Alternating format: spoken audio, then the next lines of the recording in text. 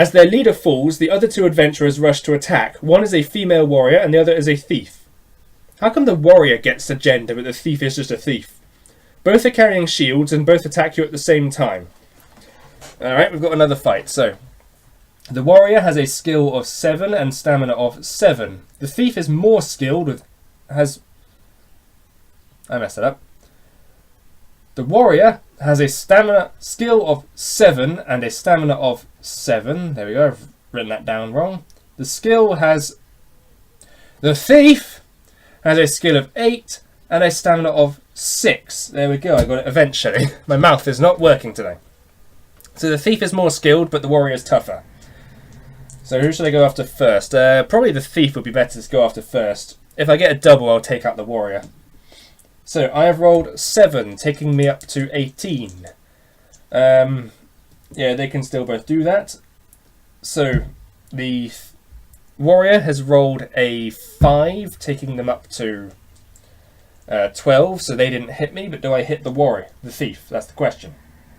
Thief has rolled 7, taking him up to 15. So I've hit the thief for taking him down to 4 health. I roll 5, taking me up to 16. Warrior rolls 9, taking them up to 16. So that's a draw. What happens in the state of a draw? Do we hit each other? I need to look this up a sec. What happens if I draw? Let's see.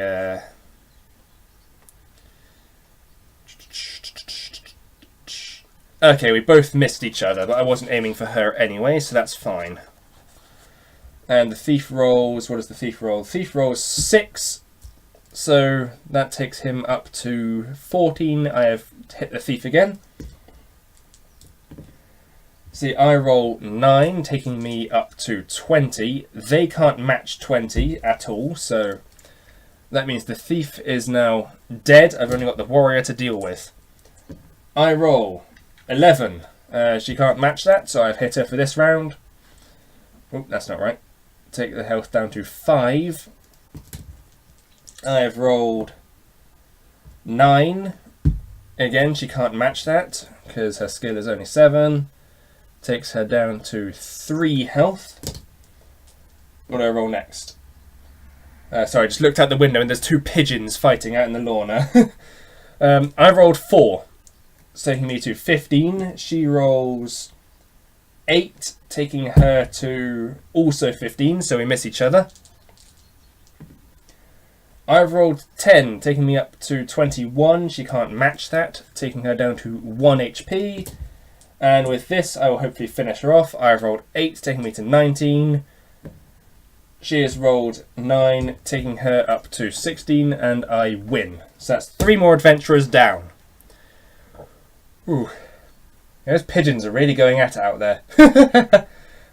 I'd point the camera out there, but it probably won't reach. Zoom's not good enough. Fighting dries my mouth out. Turns to 8-1. Here we are. You poke around the bodies of the 3 dead ruffians. Something shining on the wrist of the 3rd adventurer catches your attention. Clumsily, you rip at the clothing of all 3, eventually exposing 3 objects of interest. The leading adventurer wore around his neck a pendant made of dull, dark metal on a leather thong. The 3rd adventurer wore 2 wrist bracelets of a shining yellow metal. That's probably gold.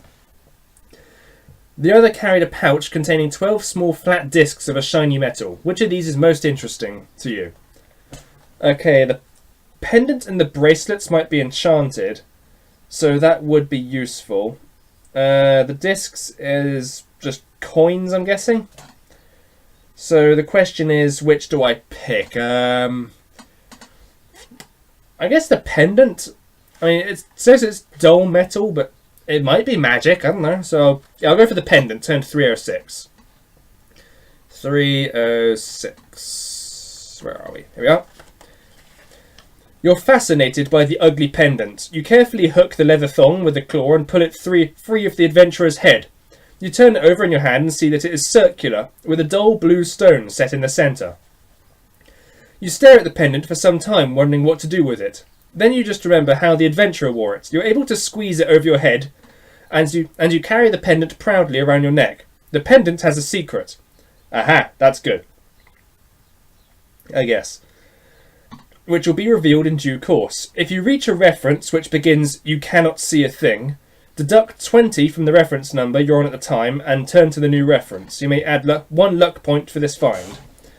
I'm already at max luck, so I can't do that. But if it says "we cannot see a thing," then that gives us a secret. So I'll write in my items list, pendant, and then "you cannot see a thing minus 20. There we go. Now hopefully remember to do that. So that will help us find a secret, I guess. So I guess we'll have to wait until we find something. Turn to 115. 115. There we are. Before you finally leave the adventurers, you may decide to feed on them. If you do, you gain 4 stamina points. Well, I'm already on max stamina, so there's no point eating. I suppose I could eat them just anyway. Alright then. I will say that I devoured their livers. There you go. Then you continue. All is silent as you walk carefully along the passage. Eventually, your ears pick up the sound of running water, and the air becomes moist and cool. The sensation would be quite refreshing were it not for an unpleasant smell, which gets stronger as the sound of water becomes louder. Soon you'll find yourself on a ledge in the face of a rocky cliff. Looking out, you can see you are high over a vast cavern through which a river flows. Leading down from your ledge into the centre of the cavern is a flight of rough-cut stairs. This precarious staircase spans the river and is the only way onwards. But the thought of descending the stairs is not one which fills you with enthusiasm. The narrow steps have been made for human-sized feet, and your large pads will make your descent awkward. The smell, which was unpleasant before, is now horrendous and seems to be coming from the river itself. Its waters are murky brown, and the smell of excrement and decay is overpowering. Nevertheless, your only way onwards is downwards, so down you must go. Test our luck. If we are lucky, turn to 166. If you're unlucky, turn to 71. So we need less than 11. If we roll double 6, this might kill us. Double 1. Okay, that's fine. So take my luck back down to 10 because we used it. So we are lucky, turn to 166. I think there's one of these books you're supposed to do a luck test and actually fail it if you want to beat the game, which is kind of weird, but oh well. The descent is dangerous, and several times you lose your footing and stumble on the slippery steps, but your luck holds out and you finally arrive at the foot of the staircase. The stench of the river is especially foul to your sensitive nostrils, and your eyes search desperately for a way out of the cavern. You discover 2 openings in the rock face ahead of you. One leads east and the other to the north. So do we keep going north or turn east? Which way was the river flowing? I want to go away from the river. I don't think it said, did it? North or east? I'll go east, perhaps. Actually, no, I did a lot of east last time. Maybe I should try north. Yeah, I didn't do much north last time. I think I did lots of east, though, so I'll try north. So 3, 5, 8 to turn north. Alright. A passage leads from the opening into the rock face, and you follow it. But you find that as you travel north, the light fades rapidly. There are no glowstones in this passage, so you must progress carefully, steadying yourself by running your hands along both walls. The ground underfoot is rocky, and several times you stub your toes painfully on protruding stones.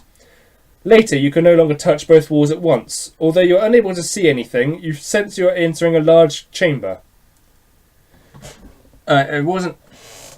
Now, I know it said you're unable to see anything. That wasn't the phrase, and anyway, the passage didn't start with the sentence. It has to start saying we can't see anything in order for us to use the magic pendant, I guess. I guess it's magic, at least. So, enter a large chamber, turns 257.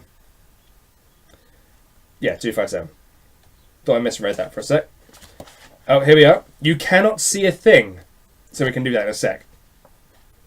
Your feet shuffle noisily through the straw which covers the floor as you grope around the walls for a way out. In this cavern, if this cavern is the lair of another creature, you may well be walking straight towards it. But you hear no sounds other than your own, and eventually you reach a hole in the rock, which is large enough for you to walk through and leads to a passageway. Should I continue reading? Actually, no, let's... So it said you cannot see a thing. So before we leave, I'm going to say minus 20 from this reference number to see what it does. So we're at 257, so I turn to 237. Here we are. As you shuffle around the wall of the cavern, you suddenly notice a strange sensation coming from your neck. The pendant you picked up is beginning to vibrate slightly and is giving out a faint hum. But when you continue around the wall, the vibration fades until the pendant is once more still. You puzzle over this for a few moments and step back to where you were before. Again, the vibrations and humming come from the pendant as you pause to look at what is happening. The dull blue stone set in its centre is beginning to glow, and you watch in amazement as its colour changes from blue to a living red as though fire were burning inside it. An instant later, a single beam of red shoots from the stone to a point in the wall in front of you. Following its direction, you can see what seems to be a piece of rock hanging in mid-air. As if ordered by the pendant, you grasp at the rock and pull. It's not hanging in mid-air, but is attached to a rope, and your tug is answered by a rumble in the rock in front of you. A doorway is opening. The pendant you have found is in fact a magic talisman which has a special power. It is able to detect hidden doorways. In the future, it will warn you to the presence of secret doors, but you'll have to watch for the warning signs. If you reach a reference that begins, "You find yourself," then you may look for a secret passage with the talisman's help. Add 20 to this reference you are on at the time and turn to the new reference. If a secret door is present, the new reference will make sense and the talisman will show you its secret. If the new reference makes no sense, there is not a secret door. Alright then. So we now also have you find yourself as plus 20. And we can add a luck point back again, so we're now on 11 again. That's good. So we can now head through the secret door or continue on our way. We might as well head through. You know, it's a secret door. There's always good stuff behind secret doors. Although, considering this book, it'll probably get me killed. Who knows? We'll find out. That's the joy of it. Okay, secret door. Yeah. You crouch low and squeeze through the narrow gap. As you pass through the doorway, a single glowstone flicks on to reveal the contents of the small chamber in which you are now standing. The room is completely bare except for a large chest against one of the walls. You step over and examine the chest. You push it, shove it and bash it, trying to break it open. Finally, a lucky push opens the lid. Inside you find two mysterious objects. The first is a large circular plate made of strong metal. It has a sharp spike which protrudes from the centre on one side and two leather straps on the other. That's a shield, isn't it? On the same side as the straps is attached a leather pouch which may be used for carrying things. The other object is a piece of rough-coloured rock about the size of your forearm. One end is wide and the other is much narrower. It is a dull green colour and glistens faintly in the light, but appears to be very brittle. Actually, no, this is the... earlier on when I said if you went the wrong way you'd fail, this is what I was thinking of. I thought you got this earlier, but... yeah, you need this glowy item to beat the book, so I'll pick that up, obviously. Where was I? Appears very brittle. It may make a useful weapon gripped by the tapered end, but would no doubt not last long in battle. You may take one of these items with you. Any metallic discs may be placed in the pouch on the plate if you choose this object. If you choose the plate, turn to 197. If you choose the rock, turn to 110. So we want the rock, because you need that thing. Actually, if it says you need the pouch on the shield to carry your gold coins, do you need those all the time? Actually, no, it said you could take them earlier anyway, so maybe having the shield makes your gold coins harder to lose or something like that. I don't know. But the point is we want the rock, because you can't beat the game without the rock. You have chosen a crystal club. It is not valuable, but to your way of thinking, it's a beautiful trophy. However, it is quite brittle. If at some time in the future you wish to use it in battle, turn to 333 to find out what happens. But you must remember the number of the reference you are on, so at the time you choose to use the club, so you may return there. So we now have got the crystal club. And we need to turn to 333 to use it. Now I'm actually just going to spoil this here, so I'm going to flip ahead to 333 to show you what happens if you choose to use it. I'm not actually using it, I'm just showing this off. So it will say you grasp your crystal club and swing it at your opponent's head. To your amazement, the club seems to take a will of its own. As your opponent ducks, the club follows its movements and comes down heavily on his skull. The force of the blow shatters the club, which now lays in fragments on the floor. The blow is sufficient to slay your opponent outright, and you have won the battle but lost the club. So basically, it's an instant win for any battle, if you choose to use it. But you don't want to use it, because it breaks the club. We need to save that thing. Alright, we now leave the chamber and return to 257 to continue our journey. 257, where are we? Here we are. I am going to have another sip of my drink. Alright, this is back in the room we were in, where we found the secret door. So let's see, you cannot see a thing. We already did that, so we don't need to do it again. Feet shuffle noisily through the straw. It's really, really dark. And then we find a passageway with the blue lights. We did that earlier. So, the welcome hue of a glowstone makes you blink and turn away until your eyes become accustomed to the light. When you're finally able to take in your surroundings, you find you're at a junction where we may turn east or west. Okay, last time we had the option of east and north last time, and I picked north. So should we take east this time because we didn't do it last time? I think I'll do that. I will head east. So I turn to 61. See, 61, here. You turn east and follow the passageway. You pass under a narrow archway and find yourself in an open room which is well lit by torches fixed high on the walls. And I know it said you find yourself, but again, it wasn't at the start of the passage. It has to be at the very start of the chapter. No, not chapter, what's the word? Paragraph. In order to be a secret, so that isn't a secret, that's just there. So yeah, you look around for a way onwards, but the only passage leading from the room is the one you arrived along. The room is bare except for a small pile of what looks like black cloth laying against one of the walls. Do we investigate or leave? Well, we might as well investigate to see what the black cloth is.